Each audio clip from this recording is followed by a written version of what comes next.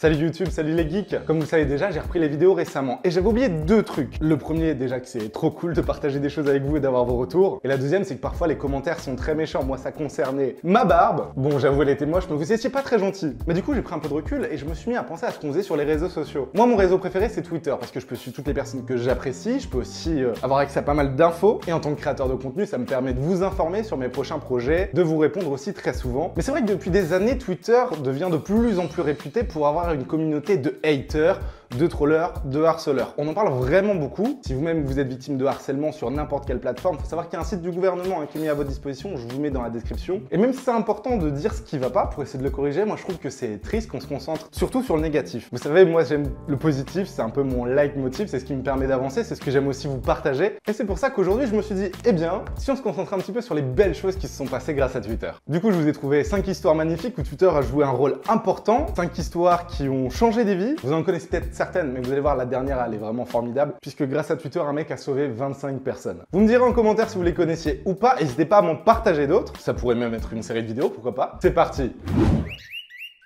Aidez-moi, un homme a besoin de ses nuggets. Vous avez forcément entendu parler de cette histoire, puisqu'il s'agit d'un homme qui a fait le tweet le plus retweeté de tous les temps, pendant des années. Ça se passe il y a quasiment 2 ans, jour pour jour. Carter, c'est un adolescent qui a à peu près 16 ans et qui est fan de nuggets. Il faut des passions pour tout dans la vie. Il envoie un petit message privé à Wendy's, c'est un fast-food américain qu'on ne connaît pas en France, et il leur envoie simplement un message qui est rentré dans l'histoire de Twitter, et même dans le Guinness des records. Ouais. Yo, pour combien de retweets vous me donnez 1 an de nuggets gratuits? Alors, le principe de pour combien de RT tu peux me donner ceci, c'est quelque chose qui est très connu aujourd'hui. Mais à l'époque, Carter, il savait pas qu'il allait rentrer dans la légende. Wendy's lui a répondu 18 millions. Déjà, le truc beaucoup trop énorme. Et la réponse de Carter, c'est devenu la même. Consider it's done, considérez que c'est déjà fait. Carter screen la conversation, il tweet ça prend de l'ampleur très vite, en quelques heures, en quelques jours. Et ben on a Amazon, on a Google, on a Twitter, même qui le retweet. Et très rapidement, il dépasse les 2 millions, 2 millions 5, 3 millions de retweets. Et à l'époque, tout le monde en parlait dans les médias, dans la presse, à la télé, mais il a jamais eu ces 18 millions de retweets.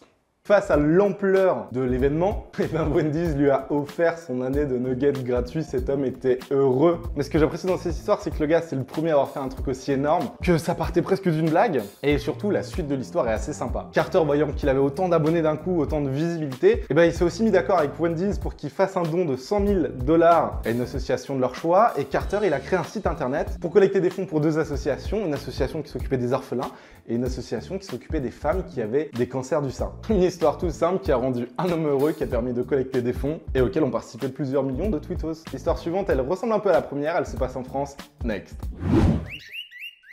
L'histoire de Carter, elle a inspiré tout le monde. Tout le monde s'est dit, ouais, je peux contacter une marque, lui demander pour combien de RT je peux avoir tel cadeau, tel service. Et bien souvent, la plupart des gens voulaient quelque chose pour eux. Mais vous vous doutez bien que dans l'histoire que je vais vous raconter, eh bien, c'est pas le cas. Damien Mescudi, c'est un tweetos un peu connu, assez créatif. On a parlé de lui notamment parce qu'il avait fait son CV en mashup sur Twitter. Il s'était aussi amusé à retoucher les photos des Miss France pendant l'élection en les faisant loucher, ce qui était très drôle. Mais son plus beau coup d'éclat, c'était il y a à peu près 1 an. On est en mai 2018. Et s'inspirant de l'histoire précédente, Damien envoie un petit message privé au supermarché Casino en leur disant salut les gars, pour combien de RT? Eh bien vous me filez un nom de course. Le community manager lui répond assez rapidement, Damien, pour 100 000 retweets, eh bien on te file une petite carte créditée avec un nom de course que tu peux visiter dans nos magasins, dans nos drives. Mais ce qui est cool, c'est que Damien, il s'est pas arrêté là. Sa réponse, elle est simple et efficace. Considérez que c'est fait, je vous envoie l'adresse où vous pouvez m'envoyer ça. Et c'est pas son adresse qu'il va donner, c'est celle des Restos du Cœur. Il screen ça, il balance ça sur Twitter et là, encore une fois, un grand succès. La communauté de Twitter, eh ben, elle apprécie le geste, elle apprécie l'idée, elle apprécie que ce soit pour une assos. Assez rapidement, le tweet obtient ses 100 000 RT. Casino respecte sa part du contrat. Il se base sur un panier moyen par semaine de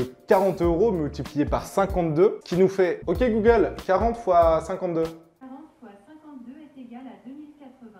2080 €. Et les casinos supermarchés disent, vu que c'est pour une association, eh ben on va doubler le montant qu'on va allouer au Resto du Cœur. Encore une fois, ce que j'aime bien dans cette histoire, c'est que c'est une histoire qui n'aurait pas pu voir le jour sans Twitter, en fait, sans les réseaux sociaux, puisqu'il s'agit d'utiliser l'un de ces outils, le retweet. Et cette fois-ci, il ne s'agit pas de faire plaisir qu'à un seul gars, mais c'est un gars qui se dévoue pour la bonne cause et qui a envie simplement de faire le bien. Dans cette nouvelle histoire, pas de concours de retweet, pas de demande auprès d'une marque, simplement de l'amour, celle d'un fils envers son père. On est en mars 2019, c'est assez récent. À Houston, au Texas, il y a une boutique de donuts qui ouvre. La boutique, elle s'appelle Billy's Donuts, les donuts de Billy. Et pour son ouverture, en fait, le magasin n'a strictement aucun client. En plus, c'est un beau magasin. Et le gérant du magasin, forcément, il est triste. Imagine, tu ouvres le projet peut-être d'une vie, tu ouvres ton rêve, et là... zéro client. Vous vous doutez bien qu'il va se passer quelque chose sur Twitter. Son fils prend des photos du magasin vide et tweet que son père est triste parce que pour l'ouverture, il n'y a personne. Et au sein de la petite ville de Houston, et ben déjà, le phénomène prend assez rapidement de l'ampleur. En quelques heures, il y a des gens qui disent « Bah moi j'habite à 5 minutes, je vais passer, j'habite à 15 minutes, je vais faire un détour, je vais acheter des donuts à ton père. » Et je crois qu'en moins d'une journée, ils ont fait quand même 300 000 retweets. Plein de gens célèbres retweetent, plein de gens disent qu'ils vont passer, les médias s'emparent de l'affaire, même Twitter dit « Eh ben écoutez, nous on passe demain, vous achetez des donuts. » Et ils l'ont fait, c'est formidable. Les gérants du magasin et le fils ont partagé les photos, mais surtout les plus belles photos qui ont été partagées, c'est dans les jours suivants, le magasin était plein. Il y avait une file d'attente, il y avait des journalistes, des caméras qui étaient là, et chaque fin de journée, c'était rupture de stock. Ils ont même créé un compte Instagram qui a dépassé les 150 000 abonnés, je crois. C'est beaucoup 150 000 abonnés quand même. Moi, ça fait 4 ans que j'ai mon compte Instagram, on est un peu moins de 100 000 d'ailleurs, n'hésitez pas à me suivre, et en ce moment, je publie plein de photos. Ce que j'apprécie dans cette histoire, c'est que c'est juste un fils qui voulait aider son père, et la communauté Twitter, elle s'est emparée du projet, elle l'a encouragé, et ça a permis au gérant de vivre son rêve, d'ouvrir une boutique de donuts. Comme quoi, grâce à Twitter, on peut faire des trucs vraiment cool. Les 3 histoires étaient cool, mais vous allez voir que les suivantes, elles sont encore meilleures parce que je vais vous parler des fois où Twitter a permis de sauver des vies. Next.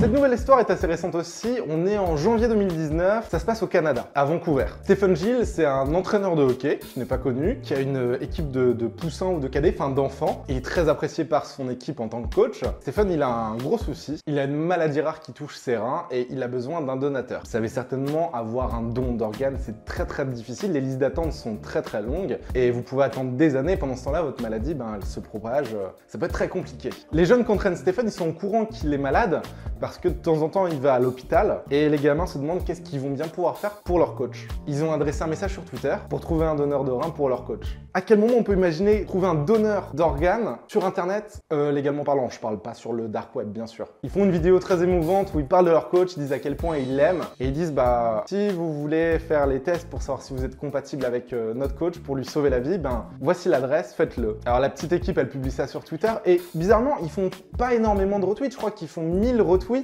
Encore une fois, les médias s'en emparent parce que l'histoire est belle et puis ça semble trop invraisemblable de trouver un donateur grâce à Twitter. Et donc, la suite de l'histoire, en fait, c'est totalement con. Un donateur a été trouvé, mais il habite pas à l'autre bout du monde. C'est même pas un inconnu. C'est un ancien ami de Stephen qui a vu le message et qui s'est dit je vais passer les tests sans le dire à Stephen, juste voir déjà si je suis compatible. Ce mec s'appelle Michael, je crois même qu'il s'était pas vu pendant très longtemps ou une histoire comme ça. Et en fait, Michael, il décide d'aller voir Stephen à l'hôpital une fois qu'il est sûr de pouvoir lui donner son rein et qu'il a pris sa décision. Et il lui annonce pendant qu'approche prend la vidéo et c'est le genre de moment qui est super émouvant. I'm number one.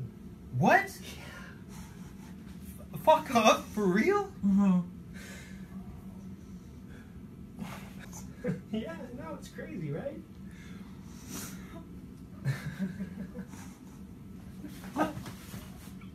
Encore une fois, c'est une histoire avec beaucoup d'amour, de l'amour de gamins pour leur coach, et puis le sacrifice, le don, l'empathie d'un vieil ami. Et je trouve cette histoire vraiment magnifique, et puis la conclusion de la vidéo très émouvante. Que de l'amour, que du partage, que du love, et on est sur la chaîne de l'amour aujourd'hui. Mais vous allez voir que la prochaine histoire, elle est très différente.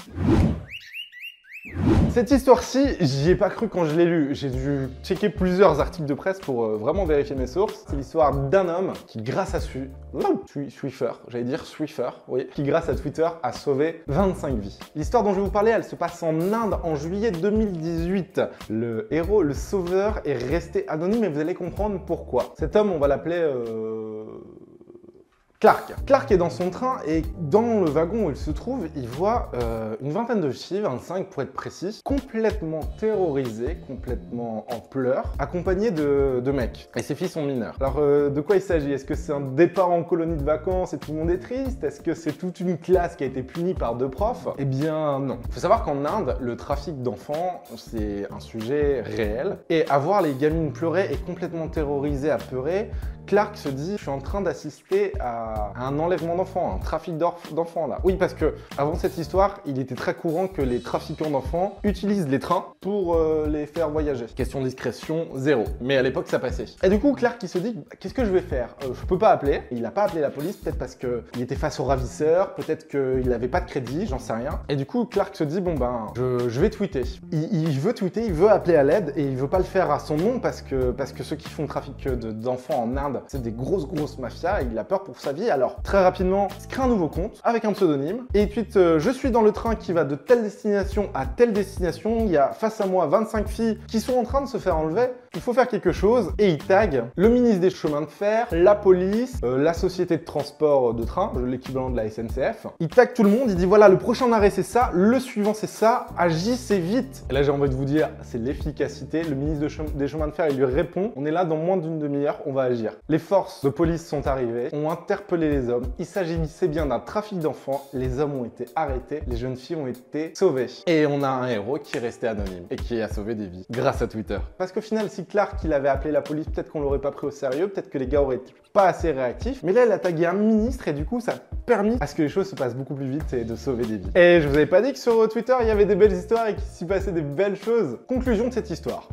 Déjà, j'espère que vous avez apprécié ce format vidéo où on voit des belles choses. Si c'est le cas, vous savez ce qu'il vous reste à faire. Je vous invite à vous abonner si c'est pas le cas. Et suivez-moi sur les réseaux sociaux parce que moi, sur mes réseaux, j'essaye toujours de vous partager des choses positives. Sur mon Instagram, c'est souvent assez personnel. Twitter, c'est un peu le bordel. En tout cas, c'est toujours un plaisir de partager avec vous. Ce que je voulais vous dire en conclusion, on peut choisir de voir exclusivement le mal qui se passe sur les réseaux sociaux. On peut choisir même d'y participer. Ou on peut choisir aussi de voir les belles choses qui s'y passent. Et encore une fois, je pense pas qu'il y ait besoin de faire des milliers de RT pour partager des choses positives sur Twitter. On peut tous choisir ce qu'on veut donner aux autres à travers n'importe quel réseau social, que ce soit du positif, que ce soit de l'amour et de l'entraide aussi. Ce sera la conclusion de cette vidéo. On se capte sur Twitter et Instagram. N'oubliez pas que si la vie est un jeu, amusez-vous bien. C'était Adrien. Ciao.